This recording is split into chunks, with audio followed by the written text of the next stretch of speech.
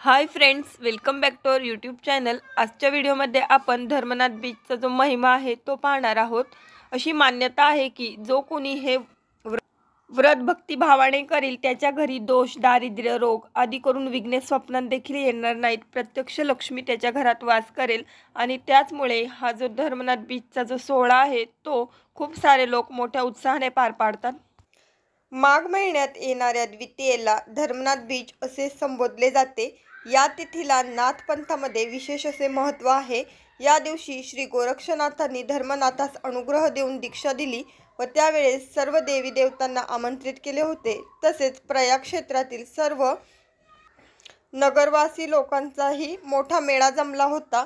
या दिवशी भव्य असे अन्नदान म्हणजेच भंडारा झाला व श्री गोरक्षनाथांनी आपल्या हातांनी सर्वांना प्रसाद दिला। यामुळे सर्वांनाच अतिशय आनंद झाला व देवांसह सर्वांनी दरसाल असाच उत्सव एकत्र येऊन साजरा करावा आणि प्रसाद मिळावा अशी इच्छा प्रकट केली। श्री गोरक्षनाथांनी धर्मनाथ बीजेचा उत्सव दरवर्षी करण्याची त्रिविक्रमास आज्ञा केली। तेव्हा सर्वांस आनंद झाला व दरसाल या दिवशी उत्सव होऊ लागला। गोरक्षनाथांनी आपल्या किमयागिरी या ग्रंथामध्ये असे लिहिले आहे की आपापल्या शक्तीनुसार जे कोणी हे व्रत करेल त्याच्या घरी दोष, दारिद्र्य, रोग आदी करून विघ्ने स्वप्नात देखील येणार नाहीत।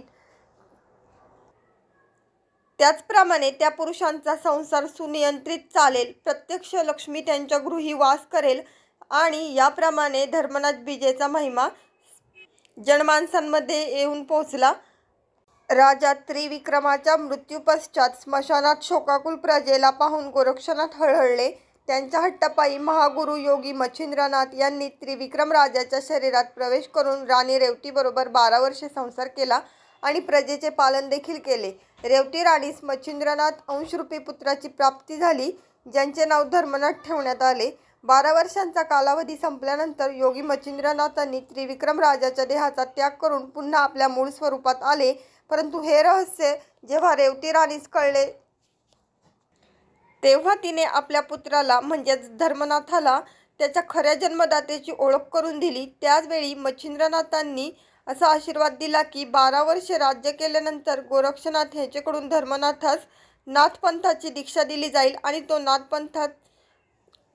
नाथपंथ वाढीस लागेल। 12 वर्षांनी माघ शुद्ध द्वितीया या दिवशी गोरक्षनाथांनी धर्मनाथांना या नागपंथाची दीक्षा दिली।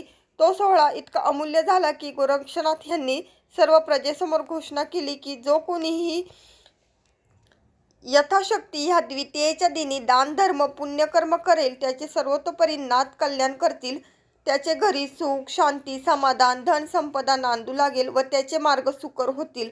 हा सोहळा धर्मनाथ बीज या उत्सवाने ओळखला जाईल। आता धर्मनाथ बीज उत्सव साजरा कसा करावा तर आपल्या घरी अथवा नाथांचे मंदिर असेल त्या ठिकाणी श्री नवनाथांचे प्रतिमेचे पूजन करावे, हार पुष्प अर्पण करावे, धूप दीप दाखवावा व श्री नवनाथ भक्तिसार या पवित्र ग्रंथामधील 34वा अध्याय पठण करावा।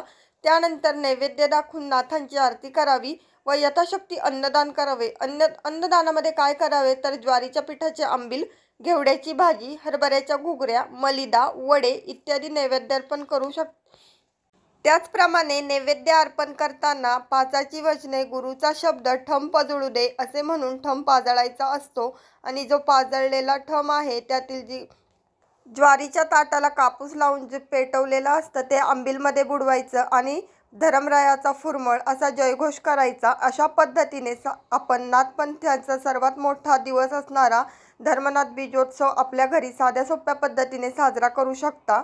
आता पाहणार आहोत यावर्षी धर्मनाथ बीज केव्हा आहे आणि त्याबद्दल थोडक्यात माहिती। श्री धर्मनाथांनी श्री गोरक्षनाथांच्या शिकवणीची दीक्षा घेतल्याच्या स्मरणार्थ दरवर्षी धर्मनाथ बीज हा उत्सव साजरा केला जातो।